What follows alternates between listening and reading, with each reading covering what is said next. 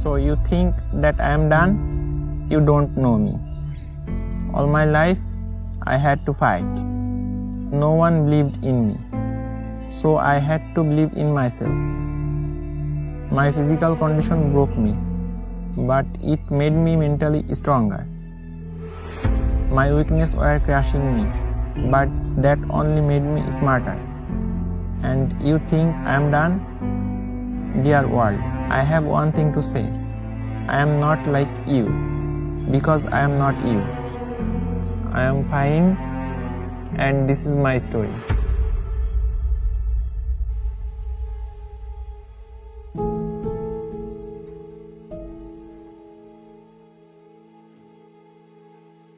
আমার রোগটার নাম হলো ডুসনে মাস্কুলার ডিস্ট্রফি।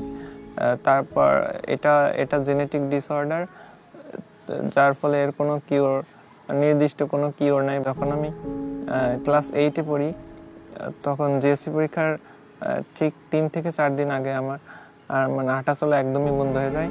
কিন্তু হাঁটাচলা বন্ধ হয়ে যাওয়ার কারণে আমার লেখাপড়া আর কন্টিনিউ করা হয় নাই। টিভিতে স্টিফেন হকিংস সম্পর্কে জানতে পারি। তার স্টোরিটা আমার মতো ছিল যে আমারও আশা জাগে যে সে যেহেতু পারছে আমিও পারবো।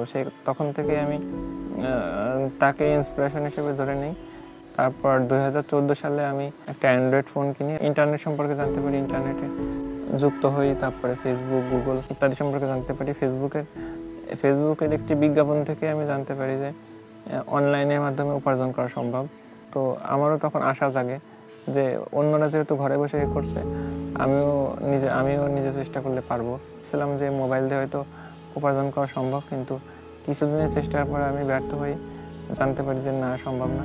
2016 সালে আমার আম্মু কাঁথা সেলাই করে কিছু টাকা জমিয়েছিল, সেইগুলো দিয়ে ল্যাপটপ কেনা হয়। ল্যাপটপ কেনার পরও আমার কাজ শেখার জন্য ইন্টারনেটের দরকার ছিল, কিন্তু তখনও ইন্টারনেট কেনা সম্ভব ছিল না।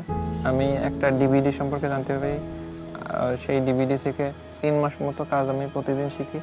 তারপরেও আমি শুধু বিজনেস কার্ড আর ব্যানার ডিজাইন শিখে ফাইবারে অ্যাকাউন্ট খুলি। অ্যাকাউন্ট খোলার পরের দিনই আর কি প্রথম কাজ পাই।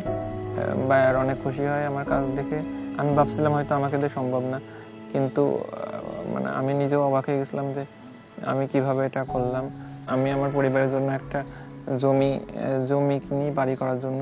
ভবিষ্যৎ প্ল্যান হচ্ছে যে আমার মতো যারা আছে বা অনেক বাংলাদেশে বেকারত্বের অনেক সমস্যা, আমার ইচ্ছা যে তাদের পাশে দাঁড়ানো এবং বাংলাদেশকে রিপ্রেজেন্ট করে বিশ্বের দরবারে তুলে ধরা।